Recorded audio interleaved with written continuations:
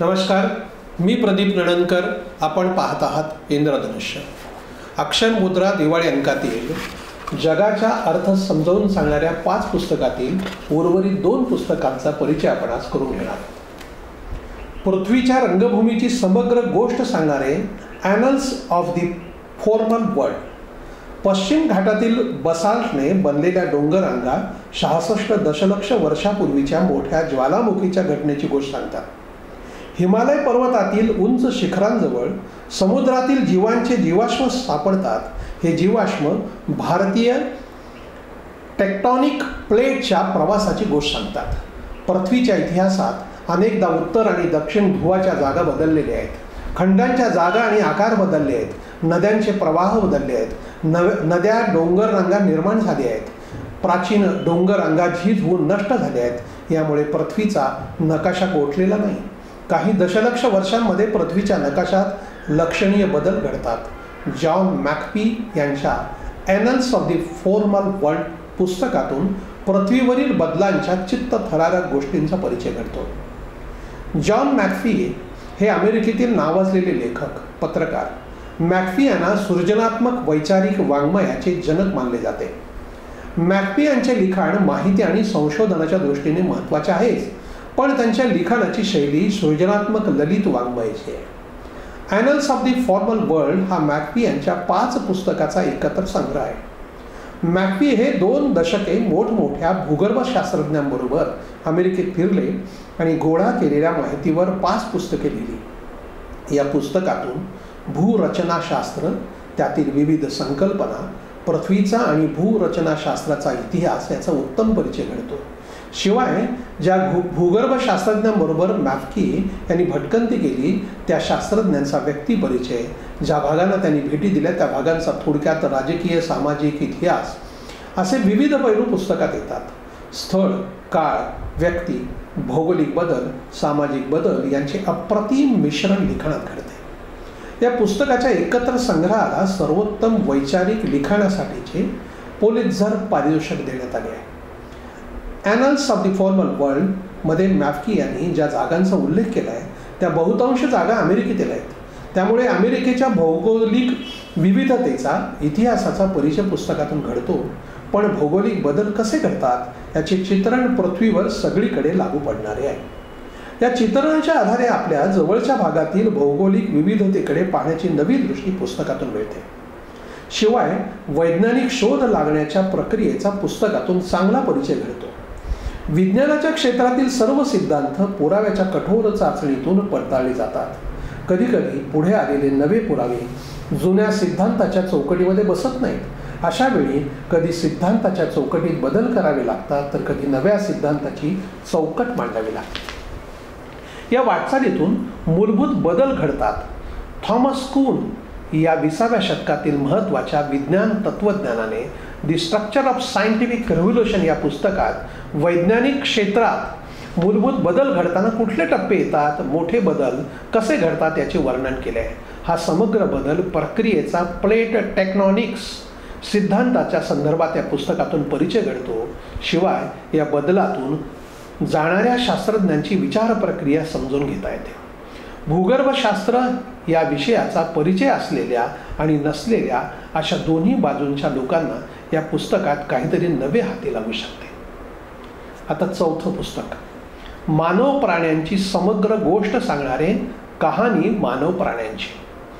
60-70 हजार वर्षापूर्वी मानव प्राण्याने आफ्रिकेतून बाहेर पडायला सुरुवात केली. बघता बघता मोजक्या माणसांचे गट हे बर्फाळ प्रदेशापासून वाळवंटापर्यंत, उंच पर्वतरांगांपासून दूरवर असलेल्या बेटांपर्यंत सर्वदूर पसरले. 10-12 हजार वर्षापूर्वी माणसाला शेतीचा आणि प्राणी पाळण्याचा शोध लागला. 6-7 हजार वर्षापूर्वी चाकाचा शोध लागला. 5.5 हजार वर्षापूर्वी लिखाणाचा शोध लागला. वस्त्यांचे आकार वाढू लागले. संस्कृती आणि साम्राज्य जन्माला आली. वस्तूंची देवाणघेवाण होऊ लागली. कामाचे विभाजन होऊ लागले. त्यातून राजकीय आणि सामाजिक रचना आकार घेऊ लागल्या. धर्म जन्माला आले. राजकीय, भूप्रदेशीय, धार्मिक वर्चस्वाच्या लढाया सुरू झाल्या. राजवटी निर्माण होऊन नष्ट झाल्या. कधी साथीच्या रोगांच्या लाटांनी मोठी मनुष्यहानी झाली. भांडवलशाही वसाहतवादात जगभर हा पसरला. वैज्ञानिक आणि औद्योगिक क्रांती झाली, माणसाने चंद्रावर पाऊल ठेवले, आण्विक अस्त्रांचा साठा आणि जागतिक तापमान वाढ यासारख्या प्रश्नांमुळे संपूर्ण मानव प्राण्याचे अस्तित्व धोक्यात आले. जागतिक इतिहासाच्या विषयाचा आवाका प्रचंड मोठा आहे. हा विषय सगळ्यात चांगल्या आणि वाईट मानवी कृतींना आपल्या कवेत घेणार आहे. पिरॅमिड्स बांधण्यापासून ते जेम्स वेब अवकाश दुर्बिणीच्या निर्मितीपर्यंत, 2 कल्पामधील भांडणापासून ते दुसऱ्या महायुद्धापर्यंत, पहिल्या शिलालेखापासून ते ChatGPT पर्यंत सगळे जागतिक इतिहासाच्या विषयाचा भाग आहे. जग कसे चालते हे समजून घ्यायचे असेल तर जागतिक इतिहासाचा परिचय करून घेण्याला पर्याय नाही. नंदा खरे यांनी लिहिलेले कहाणी मानव व प्राण्याची हे जागतिक इतिहासाचा समग्र परिचय करून देणारे अत्यंत महत्त्वाचे पुस्तक आहे. नंदा खरे यांच्या लिखाणाचा परीघ थक्क करणार आहे. जागतिक इतिहास, उत्क्रांती, विज्ञान तत्त्वज्ञान, इतिहास कथा, विज्ञान कथा, बांधकाम क्षेत्र, भूरचनाशास्त्र, अर्थशास्त्र, सामाजिक न्याय, ललित वाङ्मय या अशा अनेक विषयावर त्यांनी उत्कृष्ट लिखाण केले. वैचारिक आणि ललित या भिन्न क्षेत्रात एकसारखे कसदार लिखाण करू शकणारे लेखक अपवादात्मक असतात. त्यात नंदा खरे एक महत्त्वाचे नाव. त्यांच्या विविध विषयावरील आयुष्यभराच्या अभ्यासाचे सार या पुस्तकातून उतरले. कहाणी मानव प्राण्याची पुस्तकात 6 प्रमुख विभाग आहेत. पहिल्या भागात मानव प्राण्याची उत्क्रांती, गेल्या काही दशलक्ष वर्षात घडलेले महत्त्वाचे भौगोलिक आणि वातावरणीय बदल यांचा आढावा घेतला आहे. दुसऱ्या भागात शेती आणि पशुपालनाचा शोध, जगभरातील महत्त्वाच्या संस्कृतीचा उदय याचा परिचय दिला आहे. विविध भौगोलिक, स्थानिक, पर्यावरणीय कारणामुळे जगभरातील संस्कृतीमध्ये विषमता कशी निर्माण झाली, या भिन्न संस्कृतीचे एकमेकाबरोबर कसे संबंध होते, त्यांच्यात संघर्ष, युद्धे कशी झाली याचा परिचय तिसऱ्या भागात येतो. चौथ्या भागात दुसऱ्या लेखकांनी लिहिलेले 2 विशेष लेख आहेत. शहरीकरण आणि व्यापार या विषयावर सुलक्षणा महाजन यांचा लेख आहे, तर लेखन कलेच्या इतिहासावर मिलिंद मालशे यांचा लेख आहे. 5व्या विभागात औद्योगिक क्रांती, इंधन आणि ऊर्जा नियंत्रणासंबंधी जगभरात घडलेला संघर्ष, भांडवलवाद, वसाहतवाद यांचा उदय आणि त्यांचा जागतिक इतिहासावर पडलेला प्रभाव या विषयावर भर दिला आहे. 6वा भाग हा भविष्यातील संभाव्य बदलांबद्दल सावध करतो. वाढती लोकसंख्या, विषमता, तापमानवाढीची समस्या, प्रदूषण या समस्यांकडे लक्ष देतो आणि या समस्यांना तोंड देण्यासाठी सामान्य लोकांना काय करता येईल याचा विचार करायला भाग पाडतो. कहाणी मानव प्राण्याची पुस्तकात अनेक नकाशे, आकृती आहेत, माहितीपूर्ण आलेख आणि कोष्टके आहेत. त्यामुळे पुस्तक माहिती समृद्ध आणि नंदा खरे यांच्या लिखाणाच्या विशिष्ट शैलीमुळे अत्यंत वाचनीय झाले. जागतिक इतिहासाच्या विषयावर J.R. डायमंड यांचे गन्स, जर्म अँड स्टील आणि युव्हल नोआ हरारी यांचे सेपियन्स पुस्तक जगप्रसिद्ध आहे.